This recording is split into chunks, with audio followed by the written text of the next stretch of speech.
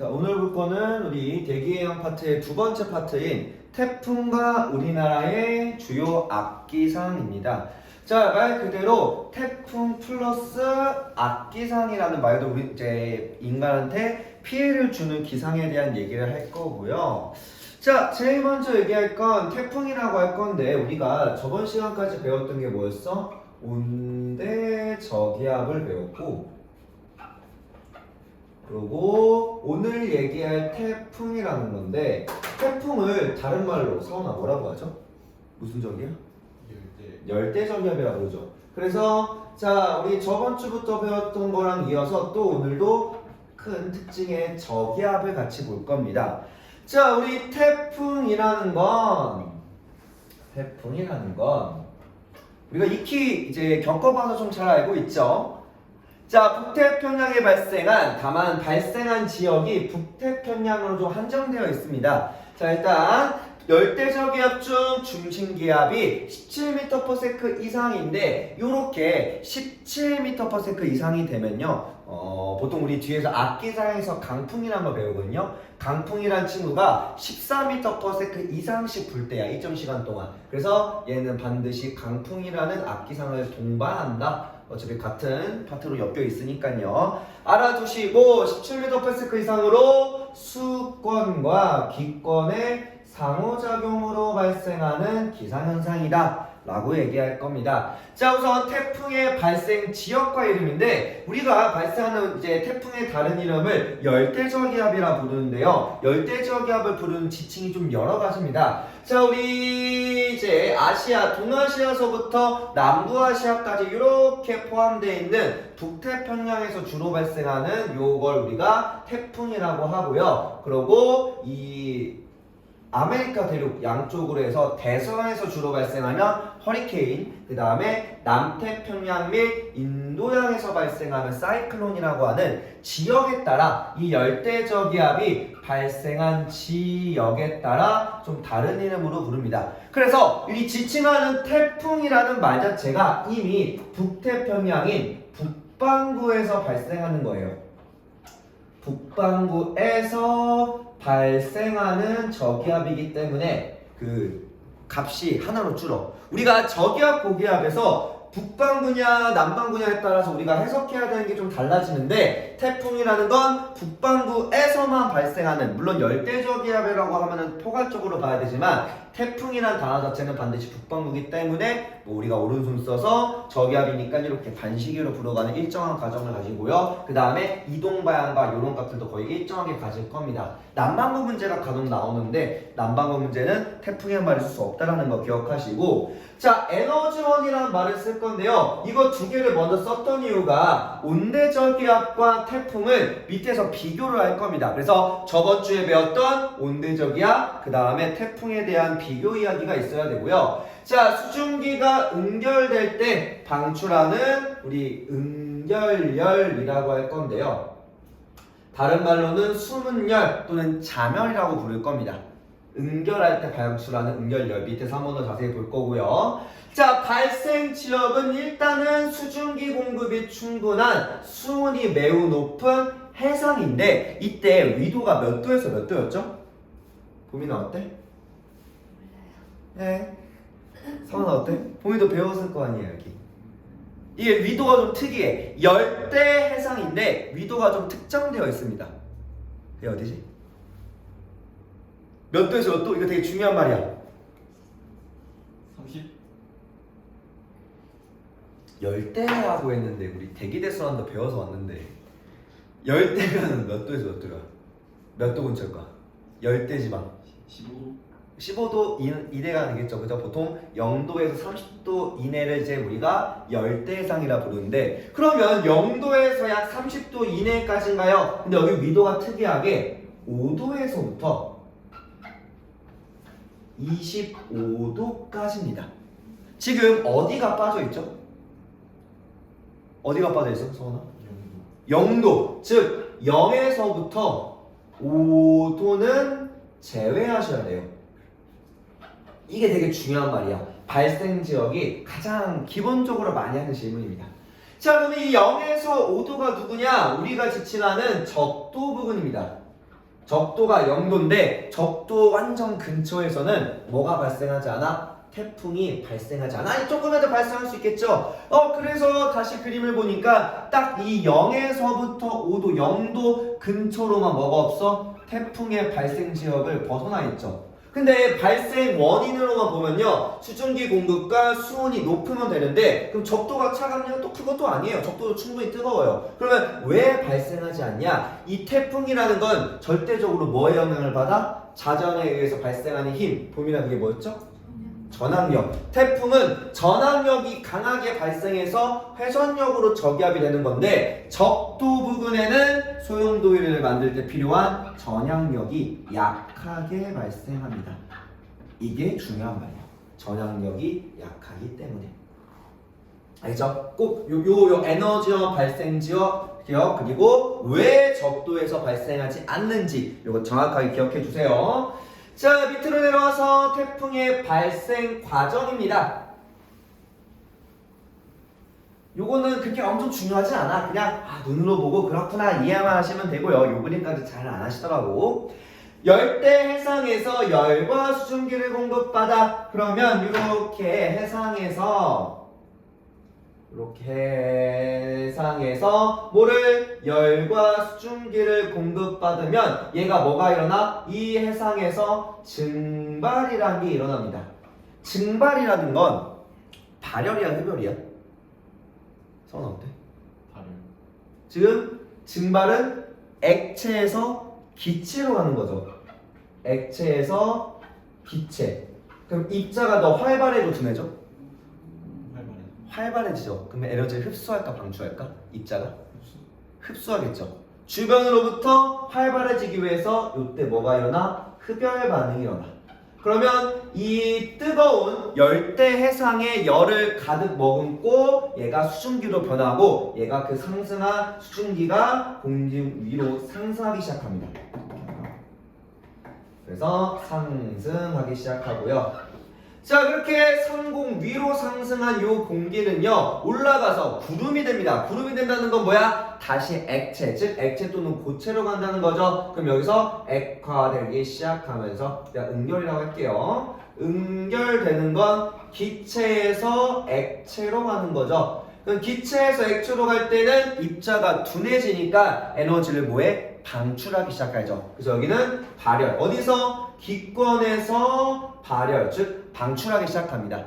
그래서 이때 우리 수권에서는 흡수하고 기권으로 올라가서 공기 중에 구름의 형태로 에너지를 방출하기 시작해. 그러한 과정을 우리가 수증기의 수문열 방출, 잔열이라고 부를 겁니다. 수문열이란 말. 가열된 공기가 상승하고 그에 따라 주변 공기가 회전하면서 이렇게 회전하기 시작하면서 상승기류가 더 강화되기 시작합니다.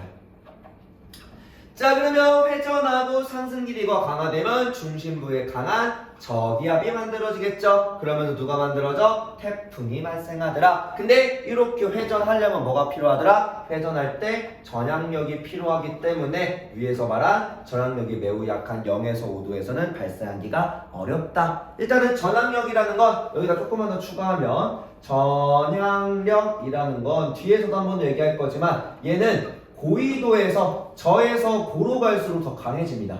저위도에서 고위도로 갈수록 강해집니다. 강화가 돼요. 위도에 따라서. 이건 지구의 곡률 때문에 그렇다라고 생각하시면 되고요. 자, 이제 내려가서 태풍의 구조를 볼 겁니다. 이 태풍 구조가 굉장히 중요해요. 굉장히.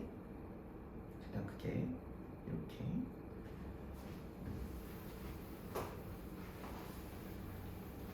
자, 태풍의 구조와 일기도인데 이 태풍 문제부터 여기 파트 자체가 그림이 엄청 다양해. 그래서 그냥 다양한 그림을 대부분 다 접해보면요, 솔직하게 문제 풀이할 때 실수만 안 하면 웬만하면 다 맞춥니다.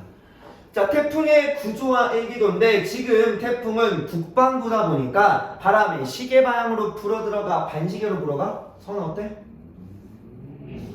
반시계로 불어가겠죠. 이렇게 공기가 수렴에 무슨 방향으로? 반시계로 불어 들어가고요. 그리고 중심부에 이렇게 강한 저기압을 만들 거야. 그러면 상공위는 무슨 기압이 돼? 상공위는 이 윗부분은 이렇게는 무슨 기압? 어때요? 여기는 또 강한 고기압이 되겠죠. 공기가 어떻게 돼요? 여기를 따라 강하게 상승할 거니까 이렇게 일부러 가운데 조금 비워둘 겁니다. 이유가 있어요.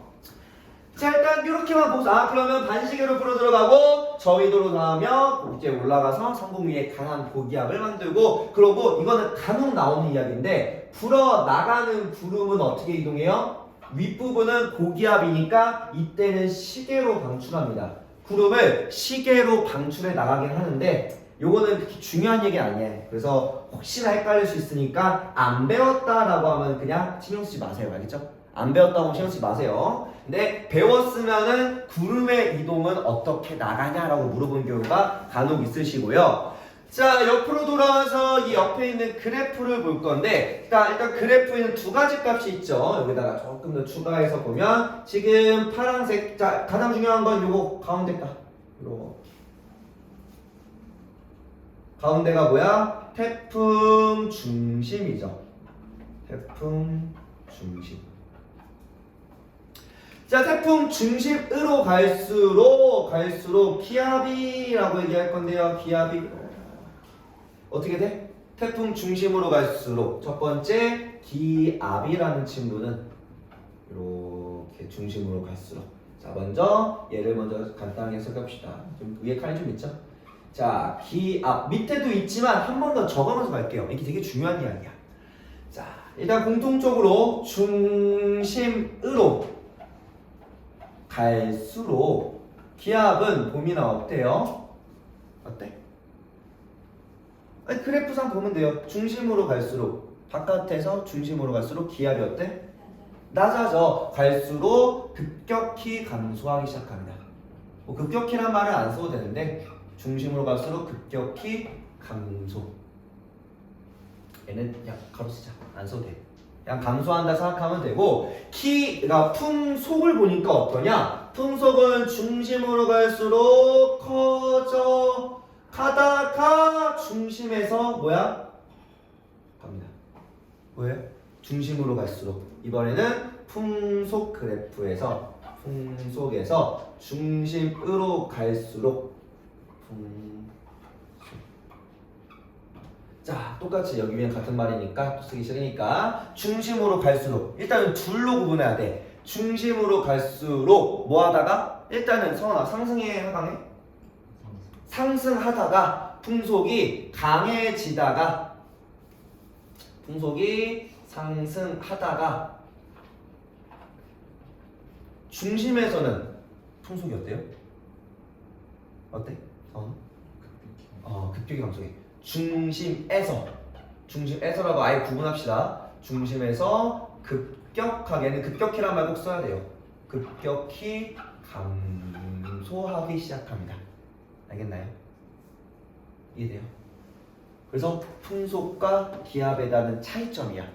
일단은 열대 저기압이니까 당연하게 또 기압이 낮을수록 더 강한 태풍이 되는 건 맞아. 그런데 이때 기압은 중심으로 갈수록 감소하지만 풍속은 변화가 한 번 더 일어납니다. 증가하다가 감소하더라. 왜 그런지는 이제 요 근처에서, 지금 딱 어디야? 중심 근처로부터 여기서 감소하는 일정 구간이 있죠. 태풍의 딱 중심의 일부 지역이야. 이 태풍의 중심을 우리가 뭐라고 부르냐면 태풍의 눈이라고 부르고요. 왜 눈이라고 부르냐면 요 옆에 그림에서 보면 이 태풍의 눈이라고 하죠. 요 중심부에서는 지금 상승 기류가 있으나 한가운데 뭐가 있어? 그림상? 봄이나 뭐가 있어요? 이 태풍의 중심 안에, 요 중심점 안에 지금 저기압이면 상승 기류가 발생하기 많은데 중심 안에 뭐가 있어? 기둥인데 중심 안에 무슨 기류가 있어? 그림에 써있잖아.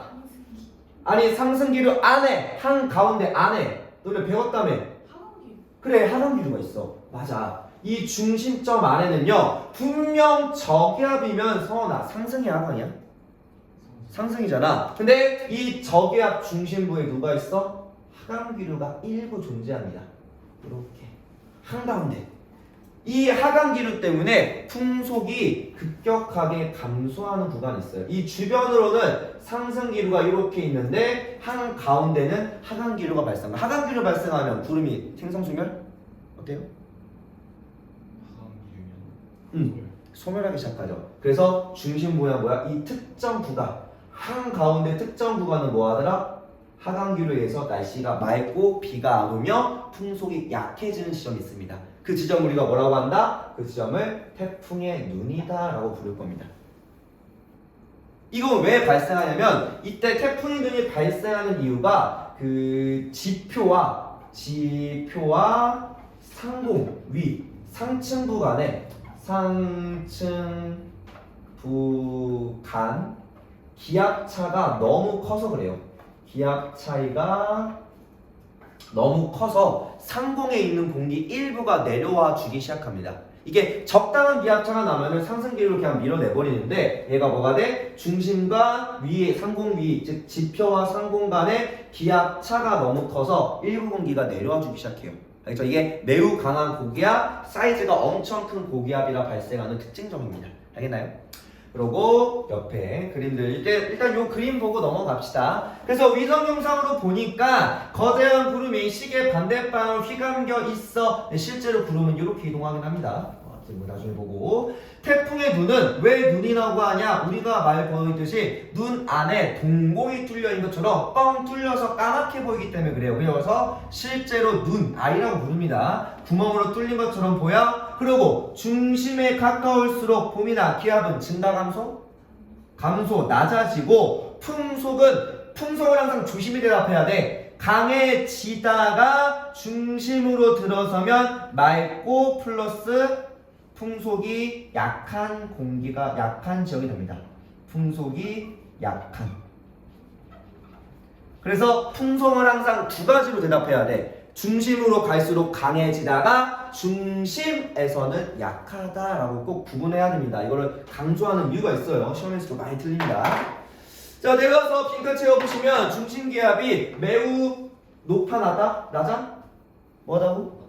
낮다. 매우 낮고 중심과 가장자리의 기압 차이가 매우 커. 그러면 평균 풍속은 매우 강한 바람을 동반하겠죠.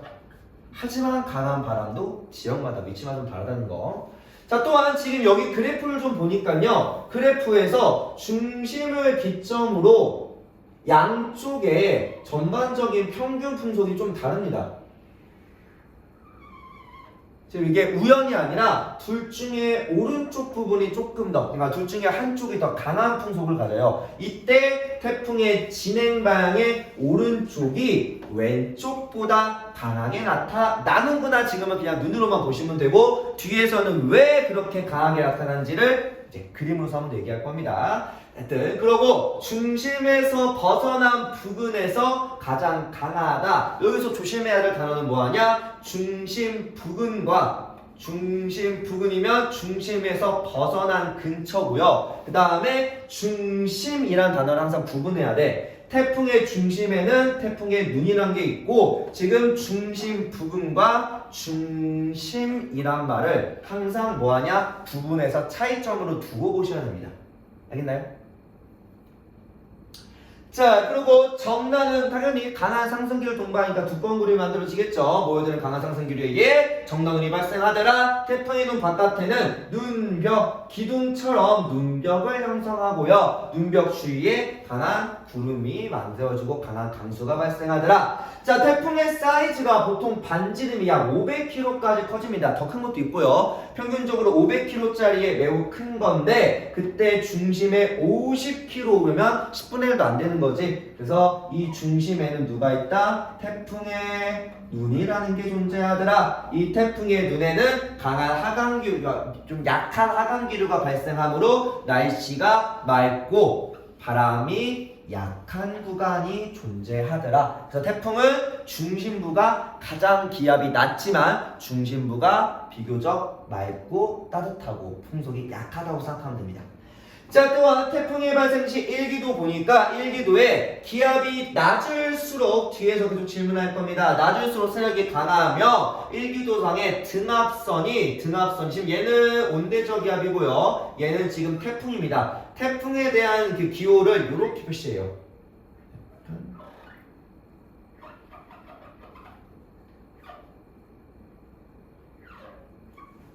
약간 이렇게 바람개비 모양이라고 할까요? 이런 식으로 표시합니다. 온대저기압은 중심으로부터 이렇게 한랭과 온난을 동시에 가지면 이게 온대저기압 이제 모양이었고요. 그래서 얘는 지금 중압선이 동심원이라고 해서 일정한 같은 중심으로부터 거의 일정하게 퍼져나가고 지금 눈으로 보니까 전선이 있어 없어 여기? 없어. 전선을 동반하지 않는다고 할 겁니다. 이거는 뭐야? 앞에서 배운 온대저기압과 열대저기압의 태풍 간의 중요한 차이점이에요. 알겠죠? 그럼 내려가서 온대저기압과 태풍에 대한 비교를 우선 봅시다.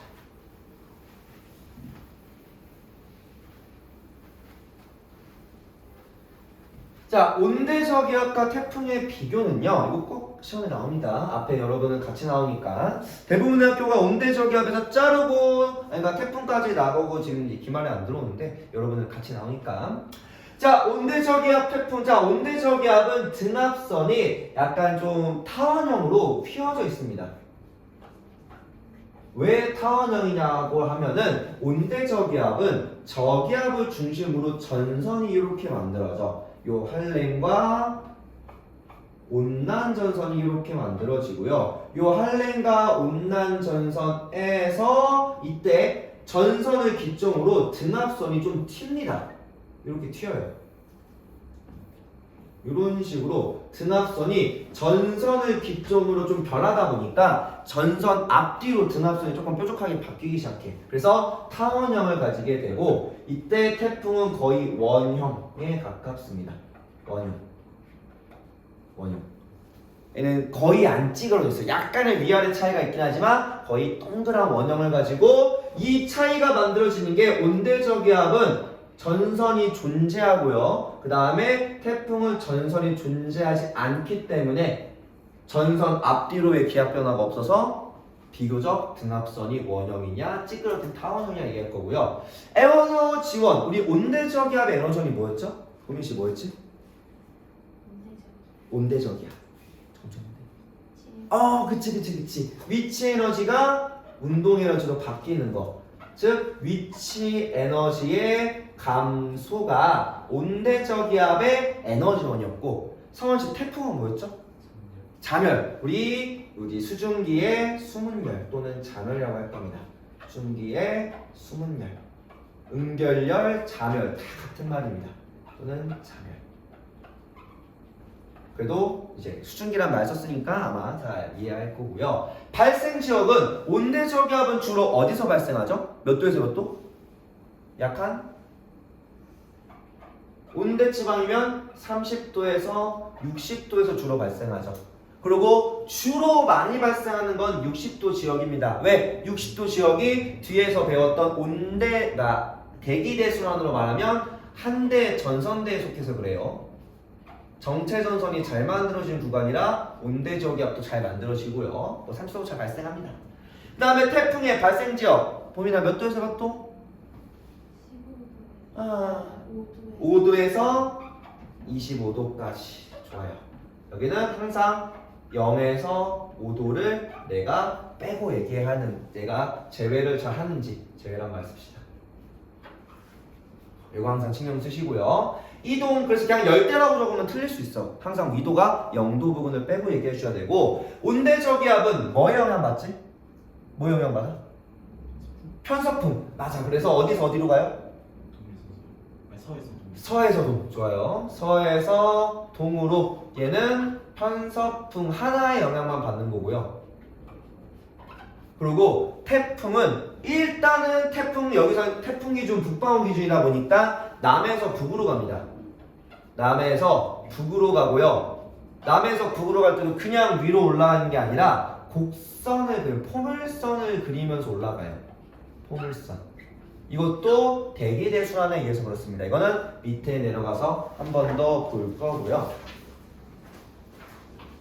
자, 이어서 더 나가면요, 우리 태풍의 이동이라고 하면은 하기 전에 먼저 들어갈 게 뭐가 있냐? 우리 여러분들 앞에 조금 배웠지만 대기대순환 얘기가 잠깐 들어와야 됩니다. 대기대순환. 자, 고1 때 배웠으니까 잘 알고 계실 거고요. 태풍의 이동은 대기대순환의 영향을 교육도 받습니다. 온대저기압처럼. 잠깐 우리가 반구의 형태로 이렇게 그려. 반구가 왜 이래? 안돼. 이 세상 모든 건 다르겠네. 그림 그리는 거. 자, 간단하게 이렇게 얘기해서 0도 30도 일부러 여기 좀 길게 커게 했어요. 30도, 60도, 90도. 최근에 쓰인 거 잘 알고 계시겠죠? 자, 얘가 일단 만들어지는 위치가 어디야? 0에서 5도를 제외한 이 부분에서 만들어진다는 거죠. 그래서 따뜻한 5도 근처 해상에서 이렇게 태풍이라는 친구가 만들어졌다라고 생각해 봅시다. 그러면 잠깐 끄고 얘기할 게 뭐냐면 태풍이 왜 남에서 북으로 올라간다라고 말하냐면요. 태풍 사이즈가 엄청나게 커. 태풍이 이렇게 태풍이 있다고 하면요. 태풍의 중심으로부터 방위값이 이렇게 존재한다고 하면은 위로 500, 아래로 500, 즉 반지름한 약 1000km가 돼요. 우리 앞에서 그 복합 가지고 문제 풀 때 1도가 약 110km거든요. 1도가 약 110km야. 그러면 얘는 최소한 9도 정도 차이 난다는 거죠. 최소 여기서 여기까지 몇 도 차이야? 약 9도 이상 차이가 난다는 거예요. 우리나라 가장 북단보다 남단까지가 뭐야? 4도 정도 차이, 4도인가? 5도밖에 차이 안 나. 그래서 지금 뭐에 9도 정도 차이 나면 이때 여기 30도 중 9도면 요만큼, 아니면 여기 태풍 좀 이 정도 있으면은 요렇게 사이즈가 된다는 이야기야. 요 정도. 굉장히 큰 거죠. 그러면 우리나라도 우리 가장 북단하고 남단하고 날씨가 조금씩 차이가 있는 것처럼 태풍도 이 딱 중심점으로부터 반을 딱 잘라서 태풍의 위쪽 부분과 아래쪽 부분에 뭐가 다르냐면 전압력이 다릅니다. 이 태풍에서의 가장 위쪽 최북단 위치랑 최남단 위치에서 뭐가 달라? 위도차가 나니까 위쪽으로는, 자, 우리가 저위도에서 고위도로 올라갈수록 뭐가 커진다고? 전압력이 더 강해진다고 했죠. 그러면 이 태풍에서 가장 남단과 북단의 전압력도 같을까 다를까? 달라. 결국은 얘는 저기압을 중심으로 반시계 방향으로 이렇게 회전할 건데, 이때 회전할 때 위쪽의 회전이 아래쪽 회전보다 더 뭐하다? 고위도 회전이 더 강하게 됩니다. 여기가 더 이렇게 더 강하게 회전하고요. 아래쪽은 뭐하더라? 여기처럼 더 약하게 회전하기 시작해.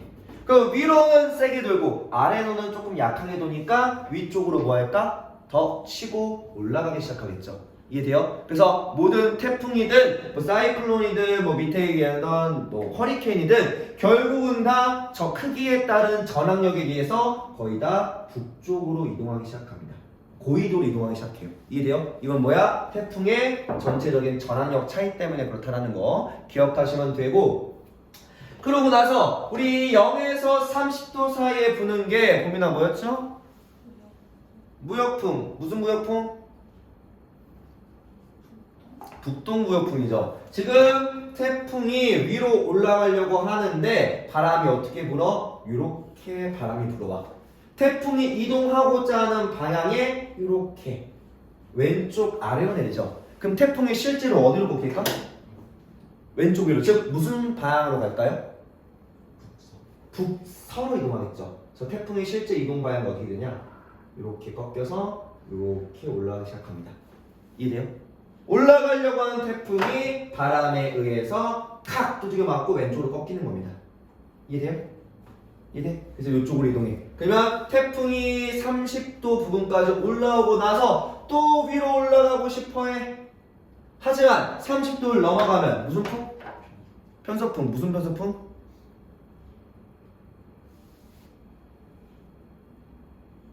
그거 무슨 편서풍이 나요? 어디서 불어와? 남, 서, 남서 편서풍이 불어가겠죠. 그러면 태풍이 이렇게 위로 올라갈 때 바람이 이렇게 분다는 거죠. 도민아 어느 방향으로 갈까? 무슨 방향? 북동으로 가겠죠. 그죠? 그리고 이렇게 이동하기 시작합니다. 그리고 여기서 그래서 태풍이 뭐야? 30도를 기준으로 이렇게 곡선의 형태로 이렇게 이동하기 시작해요. 그래서 아까 포물선, 곡선이라는 말을 씁니다. 그리고 조금 차이가 있는 게 30도 아래에서는 올라가는데 바람은 내려가죠. 빠를까 느릴까? 느려. 근데 30도를 통과한 시점에서는 올라가는데 아래에서 바람이 불어와 주죠. 그럼 비교적 어때? 속도가 빨라져. 그래서 우리나라 제주도 남단에 대만 근처에 태풍이 딱 거기가 전향점 지점 25도 30도 부근인데 거기를 지나는 순간 태풍의 이동 속도가 엄청 빨라져요.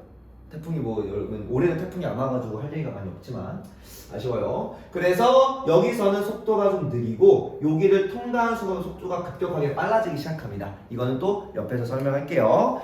딱 여기까지 조금 더 합시다.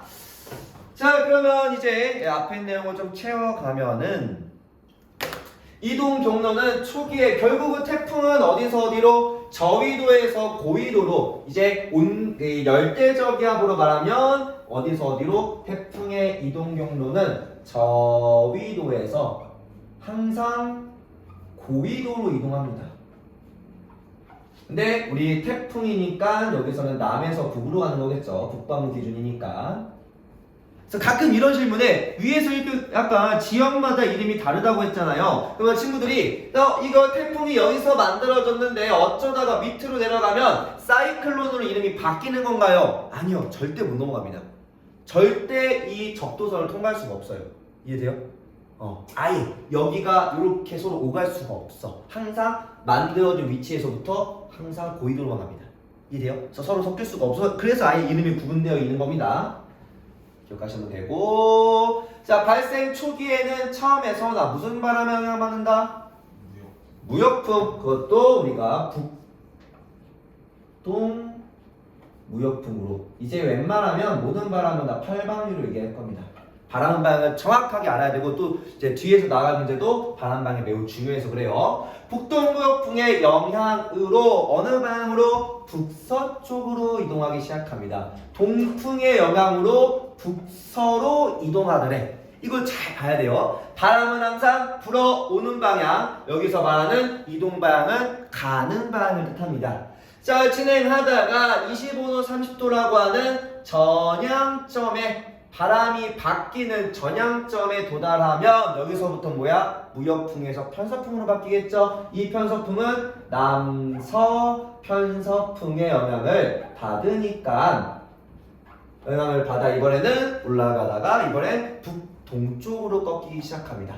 결국은 북쪽으로 간다는 건 맞으나 북에서 서로 가다가 동으로 가는 궤도가 이렇게 바뀌기 시작하죠. 그래서 이걸 우리가 포물선 궤도로, 포물선 곡선이라는 뜻입니다. 곡선으로 이동하더라. 자, 2번 3번까지만 채우고, 자, 북태평양의 고기압이 발달할 때는요, 이러한 태풍은 열대 저기압으로서 뭐의 영향을 받냐? 저기압의 가장자리를 타고 이동합니다. 그래서 나중에는 이 태풍의 이동 방향을 보고서 태풍이 어디까지 영향을 미치는지에 대한 얘기도 같이 할 거예요. 그래서 태풍은 저기압의 가장자리를 따라 이동하게 되고, 우리나라는 주로 7월에서 9월이라고 하는 특정 시기에 태풍 영향을 좀 많이 받습니다. 이게 뭐 때문이야? 이 1번에 따라서 그래요. 이건 밑에서 한 번 더 설명할게요. 자, 하지만 전향점을 지난 후에 태풍의 이동 속도는 전향점을 지나면 편서풍대로, 그러니까 그 전에는 무역풍대에서 편서풍대로 바뀌면 태풍의 진행 경로와 편서풍의 방향이 거의 일치해. 태풍이 이동하는 방향과 편서풍대의 바람 방향이 일치하기 때문에 이 이동 속도가 뭐하냐? 매우 빨라지기 시작합니다. 그래서 우리가 보통 겪는 태풍은 전부 다 30도, 25도를 통과한 태풍이라서 하루에 막 수십에서 수백 킬로까지 이동하기도 합니다. 알겠죠? 요거까지 하고 또 답시다. 이어서 더 나가 보면요. 여기서 태풍에서 매우 중요한 이야기입니다. 위험 반응과 안전 반응에 대한 이야기고 학교에서 여기까지 배웠다고? 잤다고? 배웠어? 그럼 같이 한번 얘기해 봅시다. 우리 옆에 그림이 좀 지워졌는데 자, 우리 가운데다가 선을 하나 가운데 이 정도쯤에다가 하나도 안 똑바르네.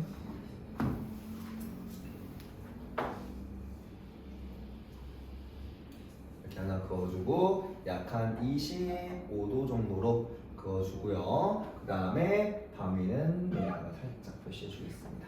방위값. 자, 25도 아래랑 25도 이제 이북, 그러니까 25도 위에 고緯도 두 가지로 구분할 거고요. 우선은 태풍이 여기서 이렇게 이동하다가 여기서 이렇게 이동할 겁니다. 미리 다 그려놓고 시작을 할 거예요. 조금 더. 자, 태풍의 중심을 두 시점에서 한번 볼 겁니다. 25도 아래랑 25도 위에서의 이야기고요. 그 다음에 태풍의 전체적인 크기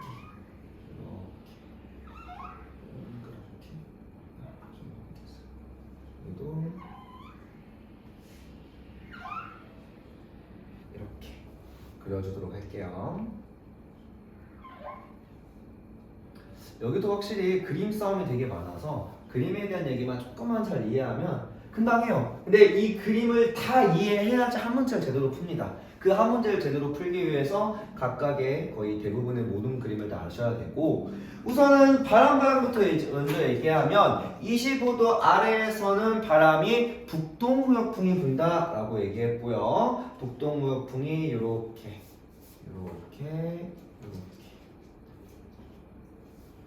여기서 북동무역풍이 불고 그 다음에 아래서부터는 남서편서풍 이렇게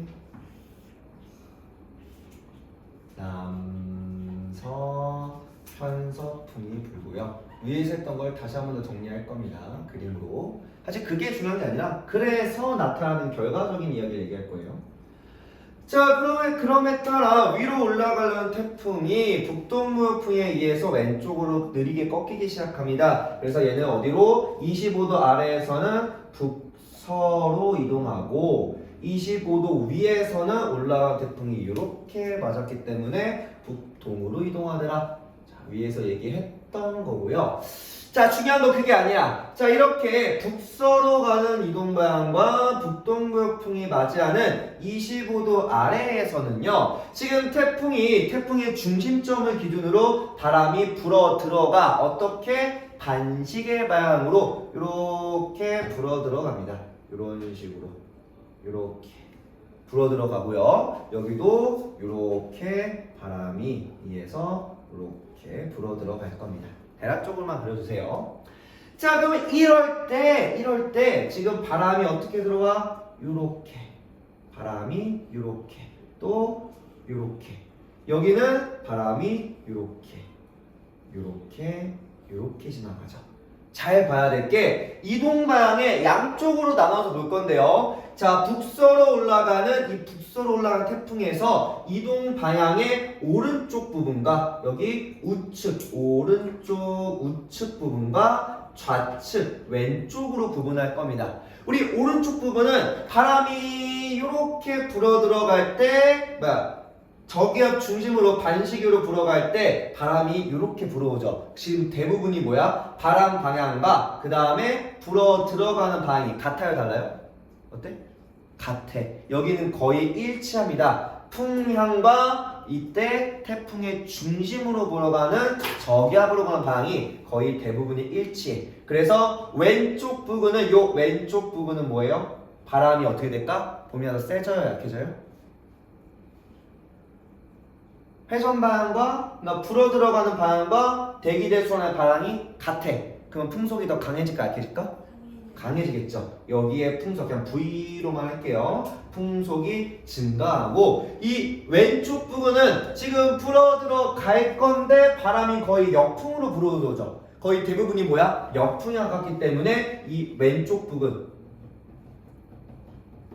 이 왼쪽 부분은 뭐예요? 풍속이 약해집니다.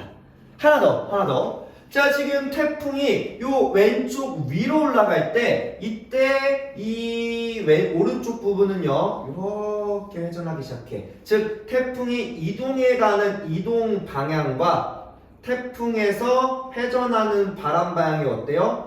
같은 방향으로 이뤄가죠. 근데 여기는 뭐야? 태풍이 이렇게 왼쪽 위로 올라갈 때 반대 방향으로 뭐가 돼? 거꾸로 바람이 회전하기 시작합니다. 그러면 올라가는 바람에서 같이 이동하는 회전 방향과 그 다음에 올라가는 과정에서 반대로 회전하는 방향이야. 반대로 이렇게 회전하는 거. 그러면 이 왼쪽 부분은 그 이동 방향과 그 다음에 대기대순환 둘 다 반대이기 때문에 뭐해? 풍속이 더더 늘어지기 시작합니다. 오른쪽도 똑같고요. 더 강해지고요. 그러면 25도 통과하면 어떻게 될까? 뒤집히냐? 한번 보시면 됩니다. 자, 25도에서도 바람이 이렇게 불어가고요. 여기도 이렇게 불어갑니다.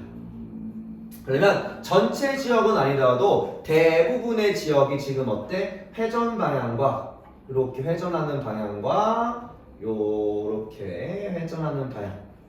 자, 지금 북동으로 갈 때 남서 편서풍에 의해서 바람이 어떻게 가요? 이렇게 통과해 줍니다. 그러면 지금 이 오른쪽 똑같이 이동 방향의 우측과 좌측으로 구분했을 때 우측 부분은 회전하는 방향과 대기대순환 방향이 거의 일치하죠. 또 이동 방향과 회전 방향이 거의 일치해. 그래서 여기서의 우측 부분도 뭐가 돼? 풍속이 더 강해지기 시작합니다. 또한 왼쪽 부분도 지금 회전하고 있는 방향과 대기대순환 방향이 거의 다 반대가 되고요. 또한 이동 방향과 우리 회전 방향이 또 거꾸로 됩니다. 그래서 이번에도 왼쪽 부분은 풍속이 어때요? 전부 다 방해를 받아서 풍속이 느려지기 시작해요.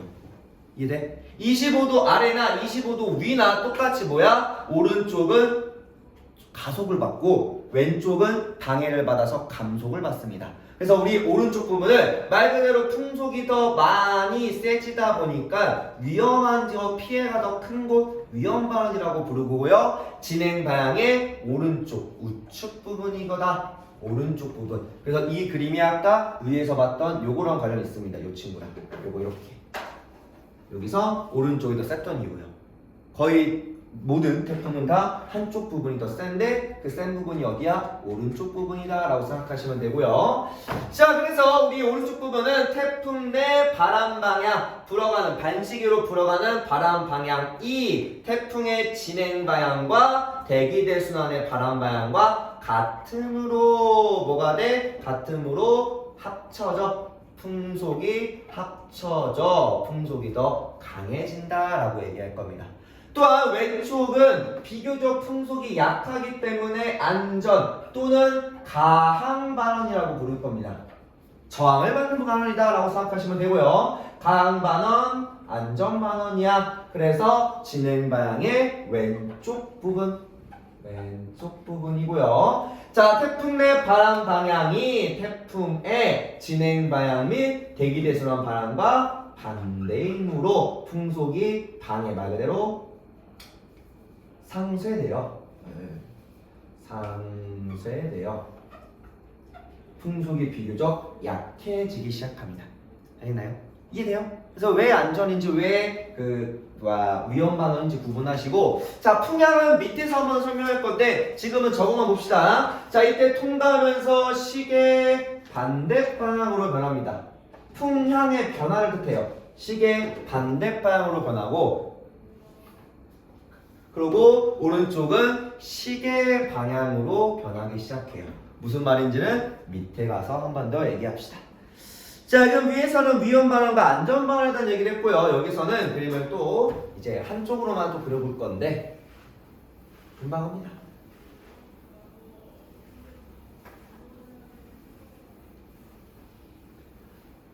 태풍의 진행 용도랑 풍향 변화고요. 자, 여기서 방위값 이렇게 줄 거고, 그 다음에 태풍이 현재 이렇게 이동하고 있습니다. 그리고 중간에 빈칸 2개 뚫어서 태풍이 이동하는 과정에서 첫 번째 구간 그리고 태풍이 이동하는 과정의 두 번째 구간 이렇게 표시할 거예요. 그죠? 일단은 지금 북동으로 이동한다는 게 현재 태풍의 위도가 몇 도 이상이다? 시원아 몇 도 이상? 그렇지 25도 이상이라는 거죠. 이미 이 호가 북동으로 가는 순간부터 이걸 다 알고 있어야 돼요. 알겠죠? 자 그러면 우리 1번 구간에서 태풍의 영향권 이렇게 대략적으로 둘 사이에 겹치는 구간이 있도록 이렇게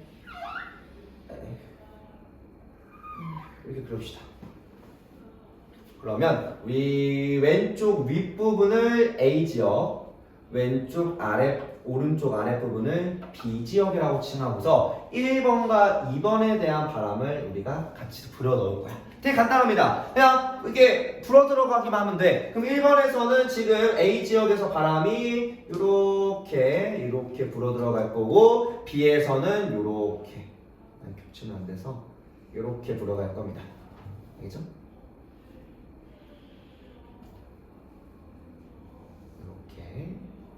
그 다음에 2번 구간에서는 B지역으로는 바람이 여기서 이렇게 그리고 B지역에서는 요번에는 바람이 이렇게 불어갈 겁니다. 자, 그럼 바람방이 어떻게 바뀌는 거야? A지역은 지금 1번에서 2번으로 여기도 1번 풍향에서 2번 풍향으로 바뀝니다. 그러면 지금 A지역은 풍향이 이렇게 바뀌었네. 시계 반시계? 꾸민 어때? 반시계로 둡니다. 반시계 방향. 그리고 B지역은 1번에서 2번으로 이렇게 회전했네. 시계 방향으로 얘기해요. 자, 얘기하면 뭐야? 여기서의 풍향 변화는 바람의 변화 과정을 뜻하는 거고요. A지역은 태풍의 진행 방향의 왼쪽으로 다른 말로 뭐야? 안전반원인 거죠. 안전만 적을게요. 안전반원은 지금 풍향이 시계 반대 방향으로 변하더라 라고 얘기할 거고요. 자, 우리 B지역은 태풍의 진행 방향의 오른쪽 부분이며 여기는 위험반원에 속했어. 여기는 풍향이 시계 방향으로 변화하더라. 자, 이걸 왜 중요하냐? 태풍의 진행 경로에 오른쪽이냐 왼쪽이냐 이거에 따라서 뭐가 바뀌어? 풍향의 변화가 바뀌죠. 여기서 물어보는 말은 관측소의 위치를 물어보기 위해서 물어봅니다. 관측소의 위치를 보기 위해서 뭘 본다? 풍향 변화를 확인하느라. 우리가 지금까지 배웠던 이거만 가지고 위로 올라가서 위에 해석을 나머지를 다 하는 겁니다. 지금 풍향이 반시계를 변할 때 위험인지 안전인지 그에 따라 피해가 큰지 작은지 현재 요 그림 보고 위도가 몇 도를 통과하고 있는 건지 또 B지역은 어떤 건지 이런 걸 다 구분할 거고요. 또한 이 그림이 여러분들이 처음 보시는 게 아니라 저번에 봤던 온대저기압도 똑같아요. 온대저기압도 이렇게 통과할 때 아래지역과 윗지역 A지역과 B지역으로 하면 A지역 바람이 이렇게 불어올 때 B지역은 바람이 이렇게 불어올 때였어. 그러면 이때는 아래는 이렇게 시계 위에서는 반시계로 돌아섰죠. 그죠? 이 그림은 또한 누구랑도 같더라? 누구랑도 비슷해? 온대저기압에서의 풍향 변화랑도 같이 설명합니다. 그래서 오른쪽에는 그림도 똑같이 온대저기압의 그림과 똑같아요. 그래서 온대저기압도 태풍도 북반구의 저기압이기 때문에 관측소의 위치에 따라서 풍향 변화가 동일하게 나타나요. 그래서 온대저기압의 풍향 변화 잘 이해하면 태풍에서도 똑같이 쉽게 써먹을 수 있습니다. 알겠죠? 이렇게 물어본다라는 거 기억해 주시고 내려갑시다. 태풍까지 마무리하고 앞부산까지 마무리합시다. 자, 그렇게 생긴 태풍이 언제 소멸하냐?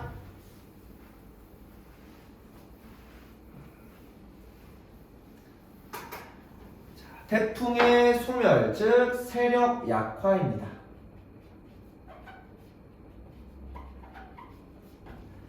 태풍이 세력이 약화되는 게 언제냐면 태풍의 수온이 낮은 해역을 통과하거나 아니면 육지에 상륙하면요. 태풍의 에너지는 뭐였어? 수증기를 공급받아 수증기에 이제 응결열을 통해야 되는데 열과 수증기의 공급, 열이 없으면 상승기류가 약해지고 수증기의 공급이 감소하면 이때 응결열, 에너지원이 부족해지니까 세력이 약해지고 상승기류가 약해집니다. 또한 지표면에서 육상으로 올라가면 바다야 다 뻥 뚫린 장애물이 없는 곳이지만 육상은 산맥에 의해서 지표면과의 마찰을 많이 받네. 그러면 이러한 마찰로 약해지면서 중심 기압이 상승하면 세력이 약해지기 시작해. 왜? 얘는 열대 저기압이라 기압이 낮을수록 세력이 강한 거였죠.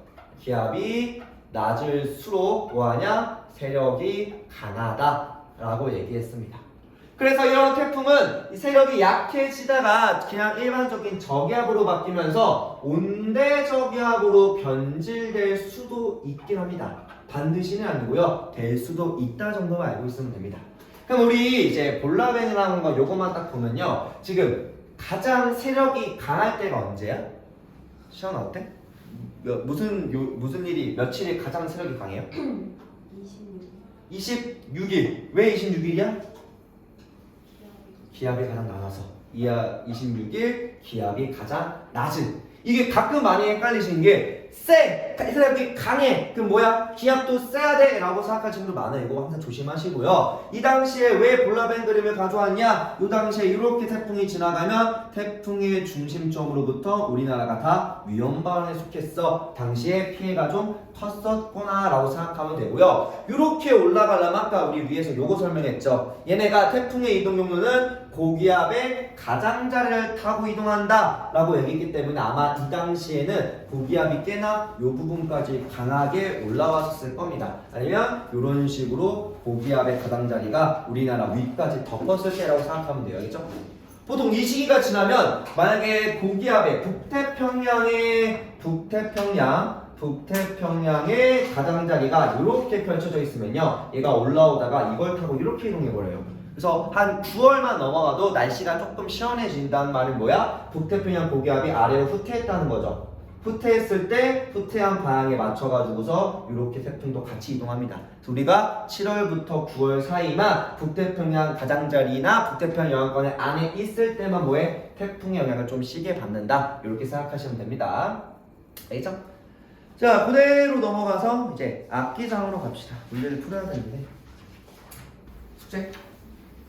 자, 우리나라의 주요 악기상이고요. 요 악기상이 한 6에서 7개, 많이 나오면 8개 정도 나오는데 다 중요한 게 아닙니다. 한 딱 이 페이지 하나, 요 페이지에서 뇌우 파트는 엄청 중요해. 만약에 한 문제 나온다 그러면 뇌우가 반드시 나와. 이 문제는 꼭 나온다고 생각하면 돼요. 뇌우 파트 첫 번째 요거. 그리고 이 페이지는 한 문제로 엮여서 나올 건데 그 이유는 요 같이 설명하면서 이 페이지를 한 번에 설명할 거고요. 뒤에 한 3개 정도 더 있는데 요것도 뒤에서 간단히 보겠습니다.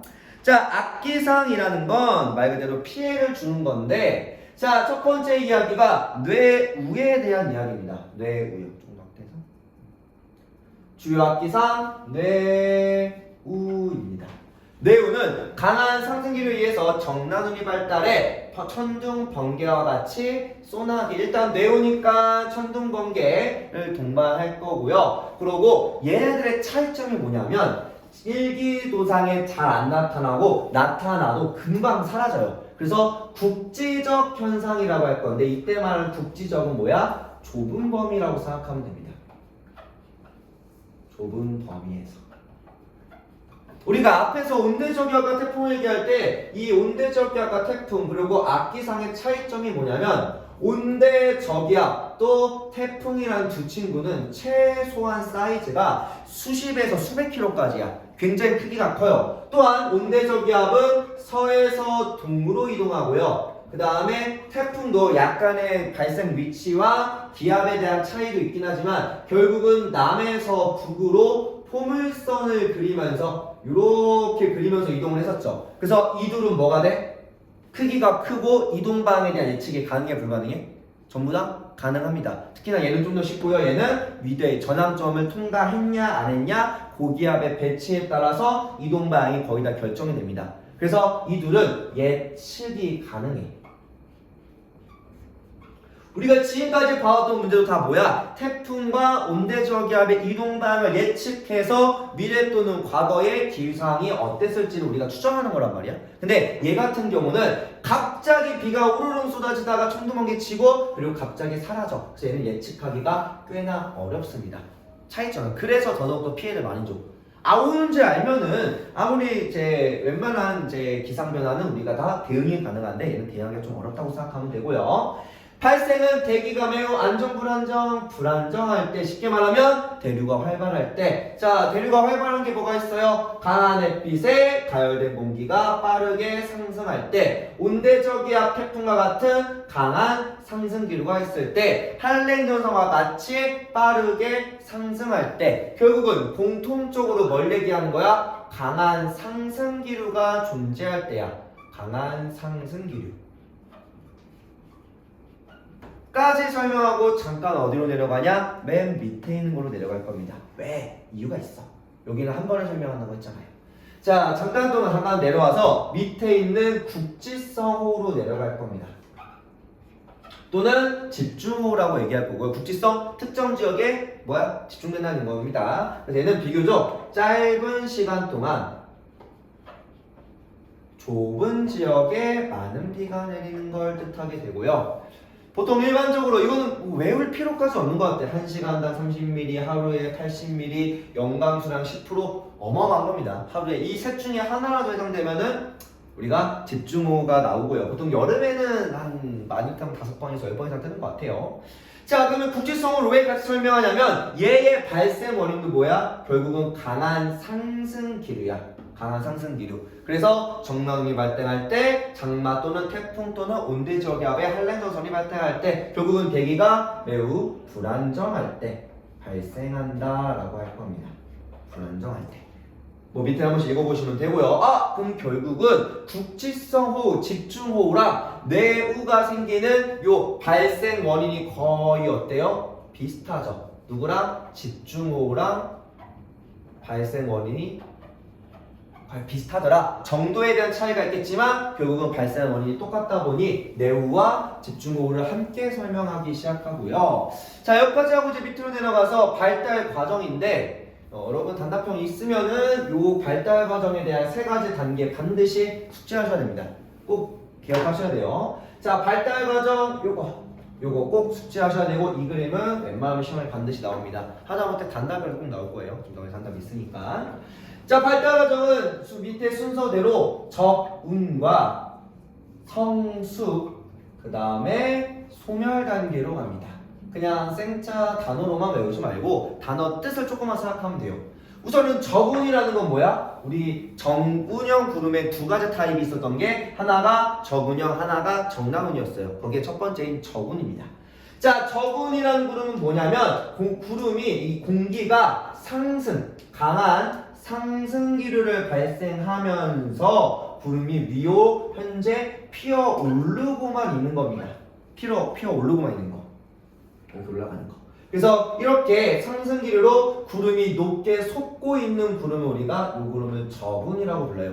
말 그대로 이제 생성되고 있는 두꺼운 구름으로 발달하고 있는 과정이고, 자, 이렇게 적운이 정란운으로 성숙하게 성장하고 있고 상승 기류만 발생하면요 비가 올까 안 올까? 공기가 지금 충분히 물방울이 무거워져서 떨어져야 되는데 이렇게 강하게 위로만 던져 올리면 물방울 떨어지기 어려워. 그래서 이때는 강수가 매우 적거나 안 오기 시작합니다. 알겠나요? 이거 마지막에 한 번 더 정리할게요. 일단은 첫 번째 단계는 강수가 거의 내리지 않는다라고 할 거고요. 자, 두 번째 성숙 단계, 이제 요 구름이 이렇게 되어 있는 요 구름이 우리가 알고 있는 정남운이라고 생각하면 됩니다. 적운에서 성숙해져서 사이즈가 매우 커진 친구라고 생각하면 되고요. 얘의 특징이 이 특정 분리대를 기준으로 상승 기류랑 하강 기류가 공존하기 시작해요. 자, 여기까지 보고 또 잠깐 내려갑니다. 상승과 하강이 공존한다고 할 건데, 자, 밑으로 내려와서 요 바로 밑에 있는 우박으로 갈 겁니다. 자, 우박이란 친구는 눈의 결정 주위에 차가운 물방울이로부터 라고 얘기할 겁니다. 요거를 설명할까? 자, 간단하게 설명하면 시간 좀 남았으니까. 자, 우리가 보통 강수가 원인, 강수 원리를 크게 두 가지로 구분합니다. 대면 오른쪽에 적으시고요. 자, 강수 원리의 첫 번째 병합설하고, 요거는 그냥 상식으로만 알아둡시다. 병합설하고 빙정설이 존재합니다. 병합설은 말 그대로 합쳐진다는 거야. 같은 형태의 둘이 합쳐진다는 거고, 여기는 물과 물이 만나서 그대로 그대로 비가 돼서 강수가 내리는 거고, 빙정설은 얼음알갱이에다가 수증기가 달라붙는 거고요. 그래서 그 과정으로 빙정, 얼음알갱이가 점차 커져가는 과정, 그에 따라 눈이 만들어져 이게 녹으면 비가 됩니다. 그래서 이때 우리가 말하는 눈과 우박에 대한 차이 때문에 설명하는 거예요. 눈이라는 것도 얼음알갱이고 우박도 얼음알갱이인데 눈과 우박은 어떤 차이점인가요? 눈이라는 친구는 승화성 고체입니다. 승화성 고체로서 말 그대로 수증기가 얼음알갱이 주위로 들러붙으면 우리가 보통 생각하는 눈 결정 보면 어때요? 이렇게 되어 있고 눈꽃 피듯이 얘가 이렇게 여기서부터 끝으로 막 조금씩 끝으로 조금씩 성장하기 시작하죠. 그죠? 그러면서 좀 밀도가 작고 조금 이제 가볍고 크기 대 밀도가 매우 작은 얼음알갱이가 만들어지면 우박이란 친구는요. 얘는 얼음에다가 물방울이 붙는 겁니다. 그래서 얼음에서 물로 바로 가기 때문에 이때 만들어진 우박은 응고성, 액체에서 고체로 가는 응고성 고체입니다. 그래서 얘는 보통 우박이라고 하면 안에가 매우 심지가 단단하고 밀도가 큰 형태의 밀도가 큰 덩어리, 우리가 알고 있는 냉동실에 얼린 얼음알갱이처럼 돼요. 알겠죠? 그래서 눈과 우박은 사실은 아예 다르고 일반적으로는 눈이 와야 돼. 근데 우박이 오는 건 기상이변처럼 무언가 특이기상이 좀 발생했다라고 생각하면 되고요. 왜 위에 하다가 밑으로 내려왔냐? 요 그림 보니까 구름에 뭐가 있어? 이렇게 착 잘라서 상승기류랑 하강기류가 공존하죠. 그래서 우박은 정나눈 내에 생성된 얼음 덩어리가 강한 상승기류를 타고 상승과 하강을 반복하기 시작합니다. 반복하면서 크기가 커지고 일정 크기 이상 커져서 무거워지면 지표로 떨어지는 과정이야. 앞에서 말하는 우리가 일반적으로 말하는 눈과는 아예 성격이 다르고요. 그래서 얘는 구조는 불투명한 핵을 중심으로 핵을 기준으로 투명과 불투명을 번갈아가면서 나타난 층상 구조야. 크기도 작지만 큰 것도 있어. 우리는 보통 1cm 미만으로 오지만 정말 우리 미국의 허리케인 이런 거 강한 상승기류에 의해서 발생한 이런 중위도 허리케인 같은 경우는 뭐해? 이 상승하강을 매우 많이 반복하다 보니까 막 주먹만한 우박이 만들어지기도 합니다. 우리나라 그게 흔치 않지만 결국은 여기서 말하고자 하는 건 뭐야? 이때 상승기류랑 하강기류가 공존해서 이걸 몇 번이고 반복하기 시작하면 점차 얼음알갱이가 커지는 우박으로 가더라. 알겠죠? 그럼 뭐야? 지조 물방울이 부딪히는 과정. 그러면 구조가 누구랑 비슷해? 위에서 봤던 성숙 단계의 요 구조랑 누구랑? 우박의 생성 원리가 거의 비슷하죠. 자, 그러면 쭉 정리해서 적어보면요. 자, 우리 성숙 단계는 이러한 상승기류랑 하강기류가 공존해. 이 그림이 누구랑 비슷하다고? 우박 그림과 우박의 원인과 비슷하죠. 그래서 이 성숙 단계에서는 결국은 구름 내에 강한 상승과 하강으로 물방울들이 충돌할 수도 있고 눈이 더 크게 성장할 수 있다 보니까 결국 강한 돌풍과 함께 불안정하니까요. 천둥, 번개, 소나기 그리고 우박을 동반하기도 하고요. 이때 강한 비가 내리니까 뭐도 같이 발생할 수 있어? 집중호우도 함께 발생할 수 있습니다. 그래서 이 그림 하나, 즉 뇌우라는 발달 과정, 뇌우의 과정을 가지고서 밑에 있는 악기상 우박과 집중호우를 동시에 추출할 수 있어. 그럼 결국은 지구과학은 양이 많고 그림이 많아서 다 내고 싶어도 못 내는데 이거 하나 그림 가지고 세 개 동시에 설명할 수 있네. 그러면 굉장히 내기 좋은 그림이겠죠, 그죠? 그래서 보통은 요거 하나로 다른 악기상을 포함해서 같이 얘기해. 또 돌풍도 있으니까 또 좋아요.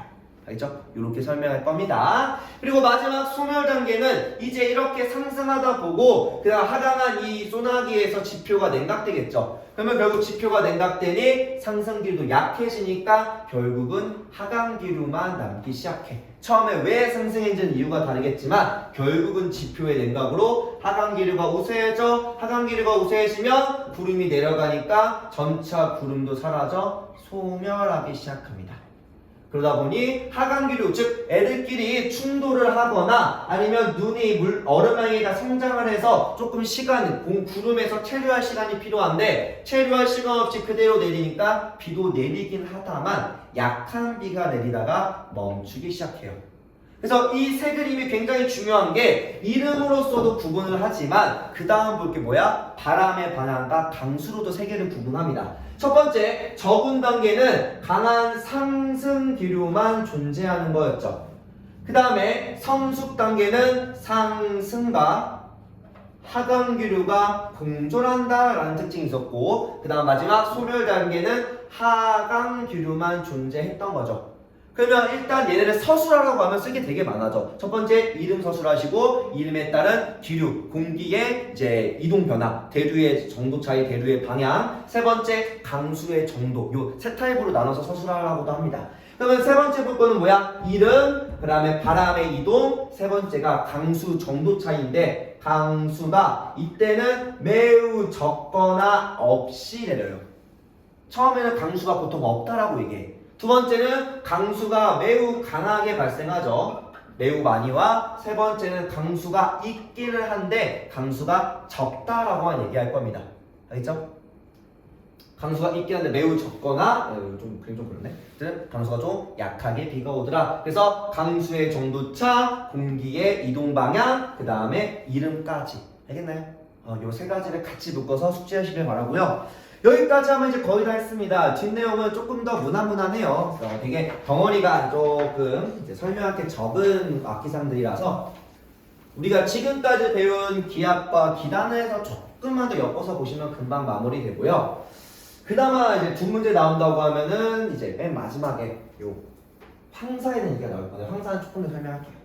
자, 우리 강풍은 10분 동안 14m/s. 우리 아까 태풍이 뭐야? 최대 풍속이 17m/s가 넘어가는 거다 보니까 보통은 태풍은 다 강풍을 동반합니다. 그리고 우리는 여름과 겨울, 즉 우리가 말하는 풍속은요, 평균 풍속이라고 합시다. 평균 풍속은 요것도 해양 파트랑도 엮이는 이야기입니다. 여름하고 겨울 중에 언제가 더 셀까? 봄이는 어때? 겨울. 그치? 우리가 살면서 겨울이 추운 것보다는 바람이 많이 불어서 힘들어요. 그죠? 그래서 옷을 많이 껴입는 것만 뿐만 아니라 얼굴로 들어오는 바람이 너무 많아서. 그래서 얼굴만 좀 막아도 낫죠. 그죠? 그래서 겨울이 여름보다 훨씬 더 평균 풍속이 큽니다. 그 이유는 기단 간의 기압차가 겨울이 더 커. 시베리아는 고위도의 육지가 더 고기압이 됩니다. 자, 그래서 이때 강풍을 발생한 게 누구야? 주로 겨울철에 시베리아 고기압에 의해서 강한 바람이 불기 시작하고, 그럼 북태평양은요, 사실 여름에 더운 이유가, 덥고 습한 이유가 북태평양 고기압이 올라오는데 이게 강하게 바람을 밀진 않습니다. 오히려 중간 시점, 우리가 막 열대야 발생할 때는 바람이 안 불어서 힘들잖아. 그죠? 그래서 한여름엔 또 가장 더울 때는 풍속이 매우 적은 편이에요. 근데 이제 특이점은 여름철에 태풍의 영향을 받을 때는 풍속이 엄청 커지죠. 이건 뭐 태풍은 저기압이니까. 그래서 그에 따른 시베리아 고기압과 태풍의 영향을 받을 때고요. 두 번째는 뭐랄까? 우리 많은 양의 눈이 내리는 거, 이거 우리가 폭설이라고 하죠. 폭설은 보통 우리 여기서 따로 내기보단 앞에서 시베리아 고기압을 설명하면서 기단의 변질, 기단 변질 파트랑 같이 나옵니다. 앞에 우리 그 문제 설명한 적 있어요. 그래서 여기도 똑같이 차가운 시베리아 고기압이 확장으로 기단의 변질 써있죠. 변질. 근데 이 시베리아 고기압은 원래는 한랭 건조한 거잖아. 한랭 건조한 건데 왜 눈이 많이 내려? 눈이 많이 오려면은 수증기가 많아지잖아요. 근데 왜 한랭 건조한 시베리아 고기압이 올 때 왜 눈이 많이 오지? 시원아, 왜 많이 왔죠? 바다. 그치, 어딜 지나? 서해를 지나. 시베리아 고기압이 보통 이렇게 타고 오는데 어디를 지나? 따뜻하고 습한 요 서해를 지나며 수증기와 열을 공급받고 상승기류로 바뀌어서 보통 이런 그림으로 바뀝니다. 지금 뭐야? 눈구름이 여기 엄청나게 많죠? 이렇게 바다를 통과하면서. 그래서 보통 얘네가 어디를 지날 때 시베리아 고기압이 서해를 통과하며 변질됩니다. 그래서 얘도 보통 시베리아 고기의 기단을 얘기할 때 폭설이랑 강풍에 대한 설명을 함께하고 넘어가시기도 합니다. 알죠? 넘어갈게요. 그래서 이것도 간혹 서술형은 좀 나오는데 좀 애매해. 요거 말고 낼 거 많아서 얘 낼 바에는 아마 위에서 내지 않을까 생각이 듭니다. 단답형은 객관식으로 잘 나오고요. 마지막은 황사. 되게 별 내용 없을 것 같지만 오히려 황사가 객관식에서 좀 까다롭습니다. 왜냐하면 황사의 발생 원인에 우리가 좀 놓치는 게 좀 있어요. 자, 마지막 만약에 두 문제 낸다라고 하면 아까 봤던 내우와 집중호우, 우박을 같이 내고 그 다음에 마지막 문제는 황사로 같이 내시는데 황사가 아니 뭐 황사 그냥 저기서 불어오는 거잖아요. 맞는데 황사의 발생 원인은 조금 더 파악해 볼 거야. 자, 일단은 황사는 우리 저기 내륙지방의 건조한 또 30도 부근의 건조한 내륙지방에서 모래먼지가 상승해 상층에 뭐를 타고 와? 결국은 서에서 동으로 오니까 무슨 풍? 편서풍 타고 오는 거겠죠. 상층에 편서풍을 타고 이동하다가 서서히 내려오는 현상입니다. 그러면 이러려면요, 발원지에서 강풍이 불어서 먼지가 화라락 올라가야 되는데 이거 들어가기 전에 봄하고 가을 중에 봄이나 우리 황사가 언제가 더 심하죠? 봄이죠. 왜 기온은 봄이나 가을이랑 똑같고 둘 다 편서풍의 영향을 받는데 왜 봄이 가을보다 더 큰 황사 영향을 받는지에 대한 설명을 할 겁니다. 이거 하려면 사계절에 대한 이해가 좀 필요해요. 첫 번째, 겨울과 대부분의 국가는 겨울과 여름으로 두 가지로 구분하는데 우리는 대륙의 동안에 있기 때문에 계절 간의 사계절이라고 하는 추가적인 계절 두 개가 더 생깁니다. 겨울에서 여름으로 넘어갈 때가 봄이고요. 여름에서 겨울로 넘어갈 때가 가을이야.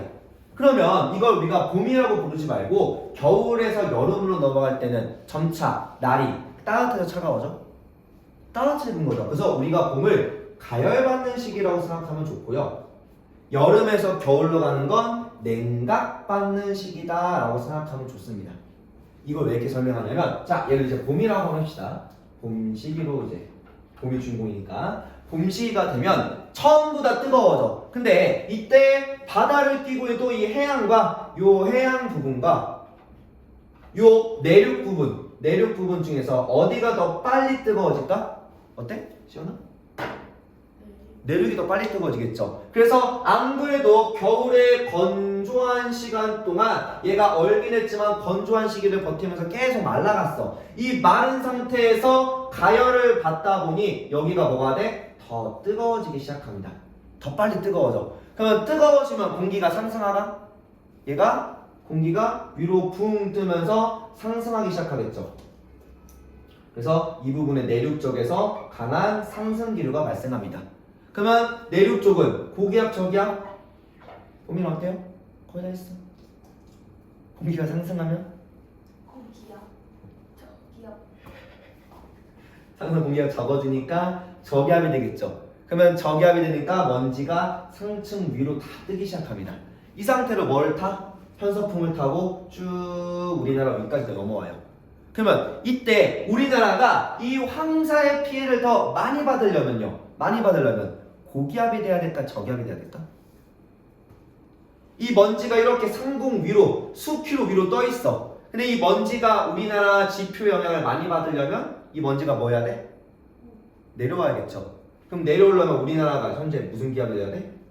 고기압, 저기압? 고기압 될 때. 자, 요겁니다.